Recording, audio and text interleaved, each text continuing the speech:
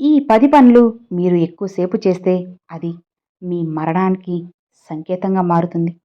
కాబట్టి పొరపాటున కూడా వీటిని ఎప్పుడూ కూడా ఎక్కువసేపు అస్సలు చేయకండి. మీ జీవితం బావుంటుంది. మన పూర్వీకులు, ఋషులు మనకు అందించిన అమూల్యమైన సంపద మన పురాణాలు, ఆయుర్వేదం. ఇవి కేవలం కథలు, ఆధ్యాత్మిక గ్రంథాలు మాత్రమే కాదు. ఆరోగ్యకరమైన మరియు దీర్ఘకాలిక జీవితాన్ని ఎలా గడపాలో చెప్పే మార్గదర్శకాలు. ఈ రోజుల్లో మనం ఎదుర్కొంటున్న అనేక ఆరోగ్య సమస్యలకు సమాధానాలు వేల సంవత్సరాల క్రితమే మన గ్రంథాల్లో చెప్పబడ్డాయి. గరుడ పురాణం ఇలాంటి గ్రంథాలు ఒక మనిషి యొక్క ఆయుష్, తన అలవాట్లు, అలానే కర్మలపై ఎలా ఆధారపడి ఉంటుందో వివరించాయి.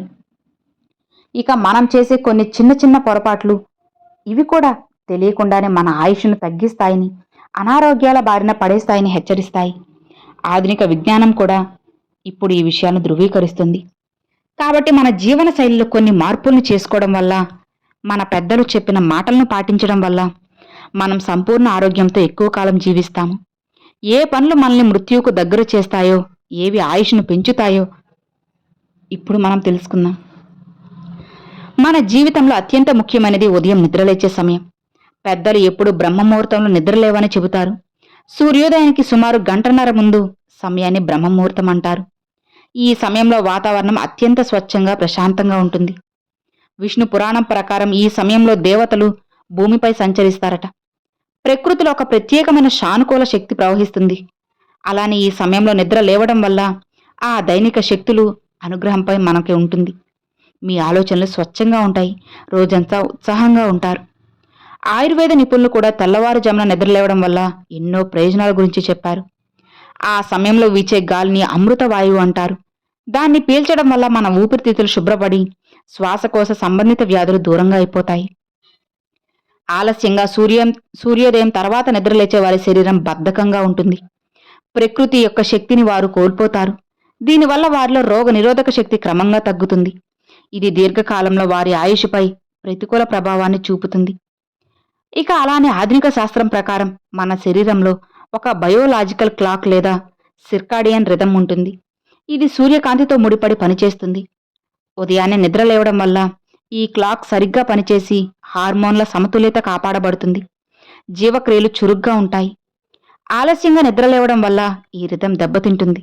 ఇది నిద్రలేమి, మానసిక ఒత్తిడి, అజీర్తి, అలానే ఇతర జీవనశైలి వ్యాధులకు దారితీస్తుంది.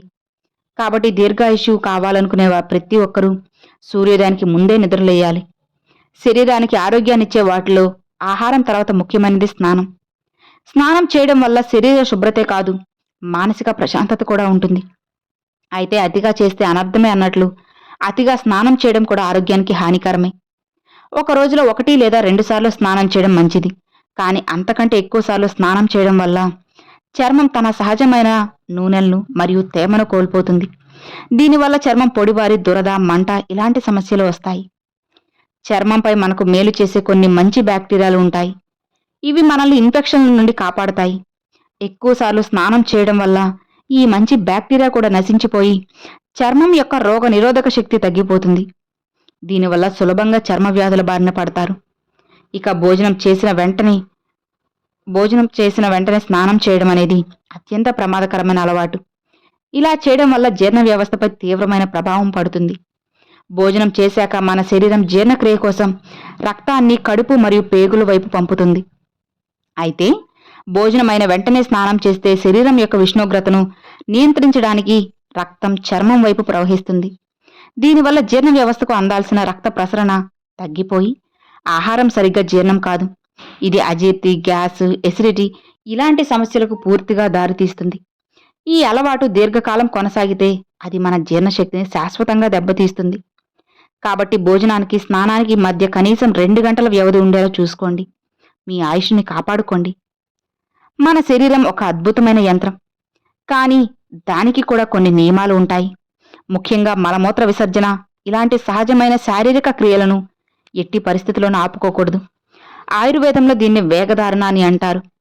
మల విసర్జనను ఆపుకోవడం వల్ల శరీరంలోని వ్యర్థ పదార్థాలు, అలానే విష పదార్థాలు తిరిగి రక్తంలో కలిసిపోతాయి. ఇది తలనొప్పి, కడుపుబ్బరం, పైల్స్ మరియు దీర్ఘకాలిక పెద్ద ప్రేగు, క్యాన్సర్ వంటి భయంకరమైన వ్యాధులకు దారితీస్తుంది. అలానే మూత్రాన్ని ఆపుకోవడం వల్ల మూత్రాశయంలో బ్యాక్టీరియా పెరిగిపోయి యూరినరీ ట్రాక్ట్ ఇన్ఫెక్షన్లు వస్తాయి. ఈ అలవాటు కిడ్నీలపై భారం పెంచి కిడ్నీల్లో రాళ్ళు ఏర్పడడానికి, అలానే కిడ్నీ వైఫల్యానికి కూడా కారణమవుతాయి. కాబట్టి మూత్రాన్ని ఆపుకోవడం ఎప్పుడూ చేయకండి. ఆహారం మనకు ప్రాణశక్తినిస్తుంది, కానీ అదే ఆహారం అనారోగ్య పాలు చేస్తుంది. అతిగా తినడం అనేది మనల్ని మృత్యువుకు దగ్గర చేసే ఒక చెడ్డ అలవాటు. మన జీర్ణ వ్యవస్థకి కూడా ఒక పరిమితి ఉంటుంది. దానికి మించి ఆహారం తీసుకుంటే అది జీర్ణం కాక శరీరంలో ఆమా అనే విష పదార్థంగా మారుతుంది. ఈ ఆమా శరీరంలో అన్ని భాగాలకు వ్యాపించి కీళ్ల నొప్పులు, చర్మ వ్యాధులు, మధుమేహం, గుండె జబ్బులు వంటి దీర్ఘకాలిక వ్యాధులకు కారణమవుతుంది. ఆధునిక విజ్ఞానం కూడా ఇదే చెబుతుంది. అతిగా తినడం వల్ల ఊబకాయం వస్తుంది. ఇది అధిక రక్తపోటు, కొలెస్ట్రాల్, టైప్ 2 డయాబెటీసు, ఇలా అనేక రకాల క్యాన్సర్లకు దారితీస్తుంది. కాబట్టి ఎప్పుడూ కడుపులో కొద్దిగా ఖాళీ ఉంచుకొని భోజనం ముగించడం చాలా మంచిది. అలానే మనం ఆహారాన్ని తినే పద్ధతి కూడా చాలా ముఖ్యం. చాలామంది సమయం లేదని చెప్పి భోజనాన్ని గబగబా మింగేస్తారు. ఇది చాలా పెద్ద తప్పు. మన జీర్ణక్రియ నోటి నుండే మొదలవుతుంది. ఆహారాన్ని బాగా నమిలి తినడం వల్ల లాలాజలంతో కలిసి అది సులభంగా జీర్ణమవుతుంది. ఆహారాన్ని సరిగ్గా నమలకపోతే జీర్ణాశయంపై ఎక్కువ భారం పడుతుంది. దీనివల్ల అజీర్తి, గ్యాస్ ఇలాంటి సమస్యలు వచ్చేస్తాయి. అంతేకాదు, వేగంగా తినేవారు ఎక్కువ ఆహారం తీసుకుంటారు. ఎందుకంటే కడుపు నిండినట్లు మెదడుకి సంకేతం అందడానికి సుమారు 20 నిమిషాలు పడుతుంది. ఈలోపే వారు అవసరానికి మించి తినేస్తారు. ఇది బరువు పెరగడానికి ప్రధాన కారణం. కాబట్టి భోజనం చేసేటప్పుడు ప్రశాంతంగా, నెమ్మదిగా ప్రతి ముద్దను ఆస్వాదిస్తూ బాగా నమిలి నమిలి తినాలి. ఇది కేవలం మన జీర్ణ వ్యవస్థకే కాదు, మన మొత్తం ఆరోగ్యానికే మేలు చేస్తుంది. రాత్రిపూట పెరుగు తినడం అనేది ఆయుర్వేద శాస్త్రం ప్రకారం ఆయుష్ని తగ్గించే అలవాటు. పెద్దలు కూడా దీన్ని గట్టిగా వ్యతిరేకిస్తారు. పెరుగు శరీరానికి చలవ చేస్తుందని అనుకుంటాం, కానీ దాని గుణం వేడిని, కఫాన్ని పెంచేది. రాత్రి సమయంలో మన జీర్ణశక్తి సహజంగానే మందగిస్తుంది. ఆ సమయంలో జీర్ణం కావడానికి కష్టంగా ఉండే పెరుగుని తినడం వల్ల అది శరీరంలో కఫాన్ని పెంచుతుంది. దీనివల్ల జలుబు, దగ్గు, ఆస్తమా ఇలాంటివి వచ్చేస్తాయి. అంతేకాదు, రాత్రిపూట పెరుగు తినడం వల్ల కీళ్ల నొప్పులు కూడా పెరిగే అవకాశం ఉంటుంది. కాబట్టి పెరుగు వల్ల కలిగే ఆరోగ్య ప్రయోజనాలను పొందాలి అంటే దాన్ని పగటిపూట, ముఖ్యంగా మధ్యాహ్న భోజన సమయంలో తీసుకోవడం చాలా మంచిది. రాత్రి పెరుగు బదులుగా కొద్దిగా అల్లం, ఉప్పు కలిపిన మజ్జిగ తీసుకోవడం చాలా మంచిది. ఆకుకూరలు ఆరోగ్యానికి ఎంతో మేలు చేస్తాయి. వాటిలో పాలకూర మరీ ముఖ్యమైనది. అయితే దాన్ని శుభ్రం చేసే విషయంలో, అలానే వండే విషయంలో జాగ్రత్తలు తీసుకోకపోతే అది ఆరోగ్యానికి హాని చేస్తుంది. పాలకూర ఆకులపై చిన్న చిన్న పురుగులు, వాటి గుడ్లు, మనకి కంటికి కనిపించిన బ్యాక్టీరియా ఉంటుంది. కాబట్టి పాలకూరను వండే ముందు ఉప్పు నీటిలో లేదా వెనిగర్ కలిపిన నీటిలో కనీసం 15 నిమిషాలు నానబెట్టి ఆ తర్వాత ప్రవహించే నీటి కింద బాగా కడగాలి. ఇలా చేయకపోతే ఆ క్రిముల వల్ల ఫుడ్ పాయిజనింగ్ అయ్యి కడుపు నొప్పి, వాంతులు ఇలా వస్తాయి. అలానే పాలకూరను టమోటాలతో కలిపి వండకూడదని చాలామంది పోషకాహార నిపుణులు చెబుతారు. పాలకూరలో ఆక్సలేట్లు, టమోటాల్లో కాల్షియం ఎక్కువగా ఉంటాయి. ఈ రెండు కలిసినప్పుడు కాల్షియం ఆక్సలేట్ స్ఫటికాలు ఏర్పడతాయి. ఇవి శరీరానికి కాల్షియం అందకుండా అడ్డుపడమే కాకుండా కిడ్నీలో రాళ్లు ఏర్పడడానికి కారణమవుతాయి. మనిషికి నిద్ర ఎంత ముఖ్యమో అందరికీ తెలుసు.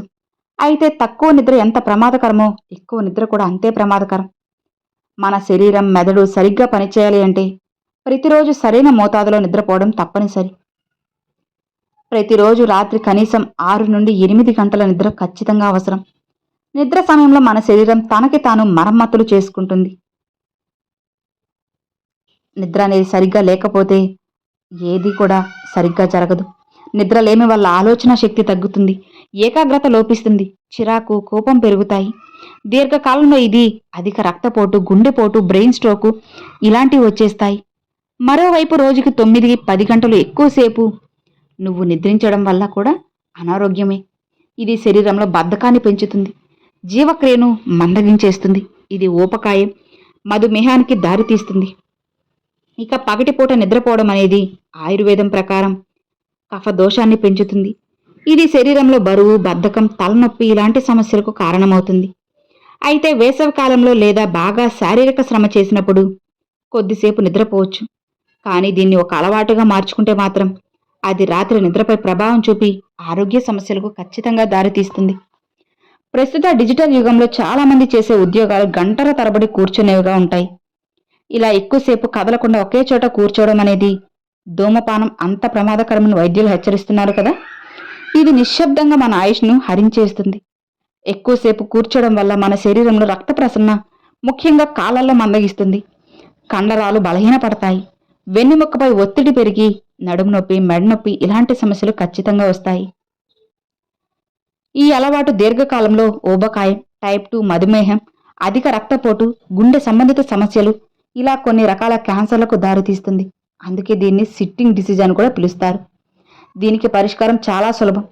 ప్రతి గంటకు ఒకసారి లేచి కనీసం 5 నిమిషాల పాటు నడవడం లేదా చిన్న చిన్న స్ట్రెచింగ్ వ్యాయామాలు చేయడం ఖచ్చితంగా చేయాలి. ఇవి రక్త ప్రసరణను మెరుగుపరిచి, కండరాలను ఉత్తేజపరిచి, ఎక్కువసేపు కూర్చోవడం వల్ల కలిగే నష్టాలను తగ్గిస్తుంది. సో విన్నారు కదండి, ఏ విషయాలు మనం చేయగలగాలి, ఏవి చేస్తే మనం చాలా సంతోషంగా ఆరోగ్యంగా ఉండగలమనేది తెలుసుకున్నాం కదా. మరి ఈ వీడియో మీ అందరికి నచ్చినట్లయితే ఒక చిన్న లైక్ చేయండి, మీ ఫ్రెండ్స్ అండ్ ఫ్యామిలీస్కి షేర్ చేయండి. ఫస్ట్గా మన ఛానల్ చూసారు సబ్స్క్రైబ్ చేసి సపోర్ట్ చేయండి ఫ్రెండ్స్. Thanks for watching. ఓం నమ శివాయ. శివాయ నమః.